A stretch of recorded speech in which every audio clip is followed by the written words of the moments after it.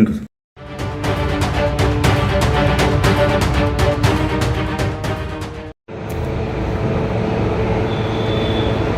उत्तर प्रदेश के नगरीय निकाय चुनाव में प्रत्याशियों का चयन बन रहा है टेढ़ी खीर। प्रयागराज में घटित घटनाओं ने बिगाड़ा राजनीतिक दलों का समीकरण।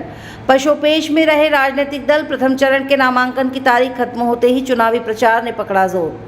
उत्तर प्रदेश में नगरीय निकाय चुनाव की घोषणा हो चुकी है और तारीखों के ऐलान के साथ ही प्रत्येक पार्टी में राजनीतिक हलचल भी तेज हो गई है। सभी नेता अपने दल के आलाकमान को अपनी मजबूती व दावेदारी के प्रति आश्वस्त करते नजर आ रहे हैं। उत्तर प्रदेश में बीजेपी, कांग्रेस, समाजवादी पार्टी, बहुजन समाजवाद पार्टी जहां अपनी मजबूत दावेदारी के साथ मैदान में उतरती रही हैं, वहीं इस बार कुछ छोटे दल जिसमें भारतीय सुहलदेव पार्टी भी अपनी किस्मत आजमाती नजर आएगी। छोटे दलों की उपस्थिति से जहां चुनाव दिलचस्प होगा, वहीं बड़े पारंपरिक राजनीतिक दलों को अपने सामाजिक समीकरणों को साधने के लिए फिर से मूल्यांकन की आवश्यकता पड़ेगी। उत्तर प्रदेश का प्रयागराज शहर भारतीय राजनीति के केंद्र में हमेशा से रहा है और पिछले 2 महीने से घट रहे घटनाक्रम को देखते हुए प्रत्येक राजनीतिक दल अपने उम्मीदवार के चयन के प्रति अति संवेदनशील नजर आ रहा है। फरवरी में हुए उमेशपाल हत्याकांड के बाद जहां योगी सरकार की कानून व्यवस्था पे सवाल खड़े हुए थे और विपक्ष को सरकार पे हमला का मौका मिला था, इस घटना के बाद योगी सरकार डैमेज कंट्रोल करने में जुटती नजर आई।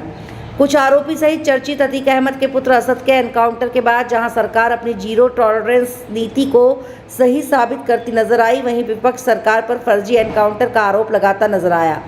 नगरीय निकाय चुनाव के मद्देनजर प्रत्येक पार्टी अपनी तरफ से कोई कसर नहीं छोड़ना चाहती, लेकिन प्रयागराज में हर दिन बदलते माहौल ने राजनीतिक दलों को भी पशोपेश में डाल रखा है।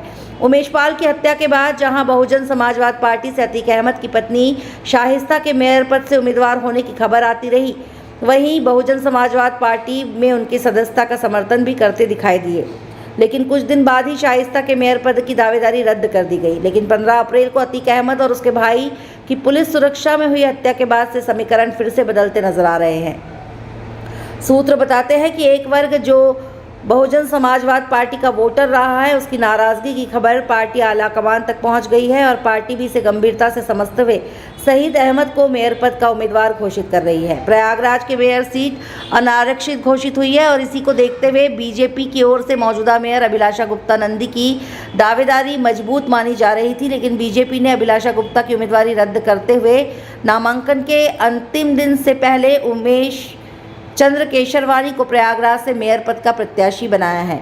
इन सभी घटनाक्रम पर लगभग 20 साल से सरकार में रही समाजवाद पार्टी भी पैनी नज़र बनाए हुए है और समाजवादी पार्टी प्रमुख भी आजकल मुखर होकर सरकार की कार्यशैली और बिगड़ते कानून व्यवस्था पर सवाल उठा रहे हैं।